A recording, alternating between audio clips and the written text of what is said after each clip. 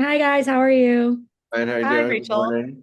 I'm doing great. So to start, one of the most interesting kind of dynamics on screen, I think, to see actors play is estranged siblings because you have to not only establish that these two grew up together, but you also have to then add the layer on that they've not talked for years. What for you guys was the most effective way of like building a relationship with each other out the gate so that it helped the audience be like, yeah, those are siblings. They just don't like each other all the time. That's really interesting. I mean, I don't know. I mean, we first did a short, so Mhm. it's a really compressed process, and I don't know. It was just like diving in the deep end and just like going with it. We didn't have time really to.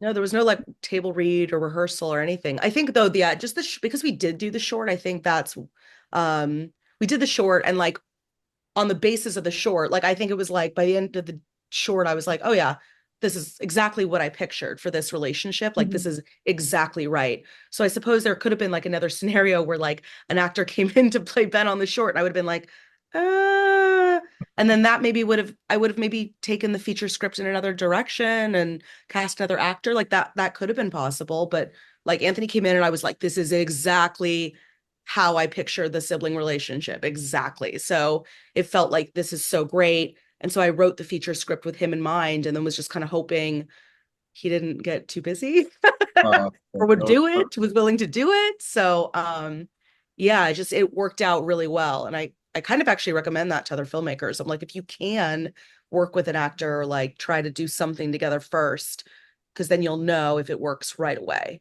yeah. I mean, I'm just grateful for the. I'm always grateful for any material that feels authentic, that rings true, that it's sort of. I don't water ski, and I sometimes I think this metaphor is stupid, but it just makes sense to me that good material is like I imagine what water skiing feels like, where you just hook yourself up to the boat and you just let it take you, and then you have to ride the waves of it, and that there's not much more you have to do. In my understanding, like if my understanding is if you're on water skis and you're trying too hard, you're gonna fall. You just have to So you stand. sort of you just ride it, and that's kind of what it feels. That's what good writing feels like to me as an actor. Oh, well, I wanted to ask you, I mean, it's weird to call writing, directing, and acting a triple threat, but it is in its own way because you are a person with many, many hats on in a production like this. Did you find it freeing to be able to act and know like exactly what you wanted and you envisioned? Or did you like what were the challenges of kind of tackling all three at once? Well, the best part, so the writing is obviously like done so much before everything, right? So like that is sort of not something that you have to like monitor while you're shooting it. Although that is helpful too, because it's like if there's anything that doesn't work, you're like, oh, well, instead of having to be like, well, let's talk to the writer, you're like, no, we're cutting that line. Or like, or like if, an actor's like, can I just maybe say this instead? It's like, yes. You know what I mean? So it's like you don't have to then go consult with the writer, and that efficiency is great. And I think yeah, I think the I don't know. I mean, the challenges, I guess, would be well, the benefit would be that I have much more knowledge than the other actors about like like the angles, what we're using, like what I picture we're going to use from each angle and setup. Like, so I suppose like I just have a lot more inner knowledge on that. I mean, I don't know if that's like particularly helpful for the acting, but um I don't know. I mean, I think I'm still figuring it out. I recently shot my second feature and I also acted in that. And the experience of doing that was even a little bit different from Scrap. And so I think I'm just sort of kind of still figuring it out. But I think Did if you you have? prep, Sorry, no, no, go ahead. Well, I did was you just gonna have? say, if you Whoa. prep them separately, you're fine, you know? Did you have eyeballs watching the takes and monitor that you could go to and say, do a little consult with? You know what I No, mean? so I kind of had this discussion kind of with our DP and our first AD and our script supervisor before we started. I did not want to watch playback, you know. If there was something specific where like we had talked about me wanting something and they were maybe not sure if we like got it or whatever, but if it was like a technical thing, yes. But as an actor, I don't watch playback of myself. I've never found that helpful. Right. Uh, it would only be like if there was something, yeah, like as the director, I needed to see if it was like a sort of a technical thing or like a framing thing or whatever. But But also in an indie film, like you don't have time for that anyway. And I've always been of the mindset of like, well, would I rather like rewatch this to like see if we got it, or like do three more takes right now? Rather do three more takes right now, you know? So to me, that's like how I want to work as an actor, and that's I like to be kind of light on your feet as a director as well. That's And was it weird fascinating. being in the editing room, like editing your own Yeah. performance? It was a little weird in only for the first, I would say maybe like 3 or 4 days. And then actually I learned rapidly you kind of disassociate. And now like towards the end, I really did watch myself and just think like, oh, there's that actress. Like, oh, she's doing that thing with her face again, you know? And so like you really do learn like yeah, you do disassociate. Like I was able to kind of then look at my own performance and kind of hopefully have some degree of objectivity on like what was good and what was bad. And then having an amazing editor with me, Toby Yates, he would give it to me straight. You know, if I was like, I'm just not sure about this take. Like, really, what do you think? Like, really tell me. You know, is it bad? And like, what? Or like, tell me. Like, is it too small? Like, what do you think? And he would give it to me straight, or he would say like, well, this take, you know, this take is leaning more towards this, let's take something more towards this. So it's just a question of in this, you know, within the arc of the film at this moment, like what you want. We would then talk about it for like 25 minutes and then I would like finally make a decision on what take. But yeah, no, it's weird how quickly you disassociate, especially when you're looking at that much of your face. I love that because I've always written my own things that I want to star in, but I was like, I'm not directing myself. I would need millions of dollars and I probably still wouldn't do it. I was like, I'm not looking at myself that much. So Do it, do it. it's You can do it. fascinating when someone can do all of those things at the same time. But Anthony, I do have to ask you, this poor man, like not only is he dealing with things with his sister, then him and his wife are struggling, and he's kind of having to juggle all of these things at one time. When you have a character that is, it's not just like the one thing that he has to deal with, it's 20. What for you is the most exciting part of a character like that does have a million things going in his head at every given moment?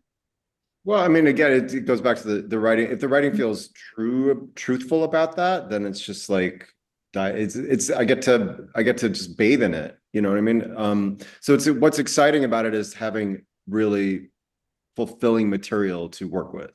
That I don't have to feel like I have to like stitch the pieces together in my own head and try to compensate for things because it's Mm. all there. Mm. Uh, so it's just like it makes it so much easier to just walk through the journey. And then to have wonderful collaborative artists to work with on the day in the room, like Vivian and Lana, made it all much better too. So if I was doing that kind of internal work and then I'm like standing across the room from somebody who's like dead in the eyes, sometimes there's actors who are like a little bit dead in the eyes in the room, but then they kind of weirdly come to life on Mhm. camera. Using, but thankfully it was that wasn't the kid. Like there was so much life happening between us as people in the room when we were doing the scenes Mhm. that then I think that does come through on screen.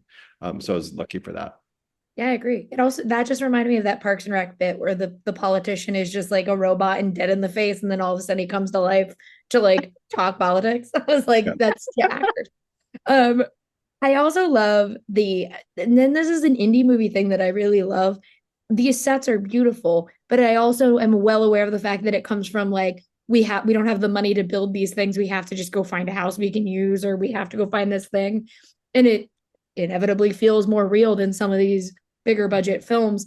But what for you guys was like I keep saying excitement, but like the joy of getting to have these relationships in things like a house that you guys had to go and use, or like a set that was smaller and more contained versus a soundstage.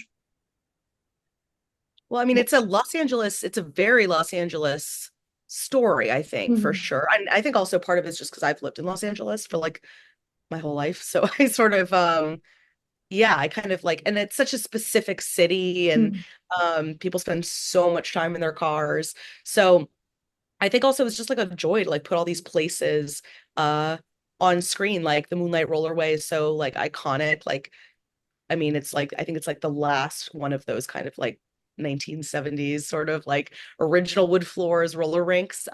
Certainly in LA, I think it's like one of the only roller rinks left. So that was such an amazing location we got into. It's like, and you want that, you know, you can't why would you like build that on a soundstage? Like it's so weird, right? It's like you want Yeah. the place where like the walls kind of there's ghosts and like the walls are kind of, whispering to you a little bit. And then also just like fun locations that people know in LA. Like even the bar, the dive bar my character Mhm. goes, the Roost is like kind of like a classic, really terrible LA dive bar. And so when we got that, I was like, this is gonna be hilarious. Like I can't like we're gonna shoot this at the Roost. It's so funny. It's like a weird dive bar where there's like chicken statues everywhere. It's like hilarious. And then what's funny is we got in there with our production designer. I was like, we're keeping everything. Like we're using all of it. Yeah, I was like, we're not bringing anything in. So that's the fun of like putting the real Los Angeles on the screen. And I think people, Angelinos are enjoying, I think, seeing those recognizable locations. And we were filming during COVID protocols too. Mhm. So to be in a house made a lot of that sort of easier. We had to be a little bit separated and isolated, from a protocol perspective. So to have like a little bedroom we could hang out in and then just walk out the door down the hall to do the scene, that made it a little more, less sort of like isolating. Yeah, more Well, comfortable. yeah, now I want to ask because you talked about like bringing Los Angeles to life. I'm a New Yorker. My pet peeve is when I'm like, there's no way you got from point A to point B in the amount of time that it says you did. You went from the East Village to the Upper West Side. There's no way.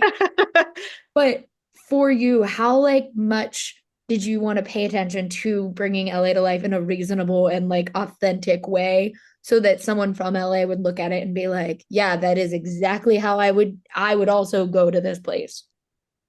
Yeah, for sure. I mean, I think there's a little bit of fudging, I think in certain moments, but this isn't a film where there's like time clocks where like, it's condensed, but it's not like, I'll be there in 20 minutes. Like people aren't talking about time all the time. So, I think we get away with it. I don't think there's anything weird where, yeah, I remember back in the day, right? It was like, it'd be like on Sex and the City. Someone would be like, oh, you're on the Upper East Side. Okay. Like I'll be downtown in 10 minutes. And you're like, I'm sorry, what? Like, like, like I'll meet you there in 10 minutes. No, you won't. Like, what are you talking about? It's so funny.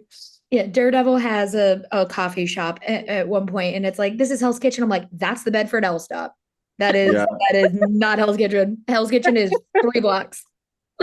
Let's be real. For a last quick question, I love indie movies, as I said. I love family dramas. But what for you guys is the most exciting part about audiences now getting to interact with this movie and see Scrap for themselves and kind of have their own connection to it? Well, I mean, I think it's for whatever reason we've gotten to so much of like a franchise crazy place, and then we have, the golden age of television has brought in like long form storytelling in a nice way, but it is rare to have like a compact kind of 90-minute, very complete story like this, that has the richness of the films that I grew up on, but aren't as common anymore, and it's not like high concept. It's very much about people living their lives. And that kind of simplicity and honesty, I think, is it's a little bit of an oasis. I think our film, it represents something, a tradition of storytelling and film that is rarer these days. So I think that we get to, I don't know, remind people of what can be really special about that.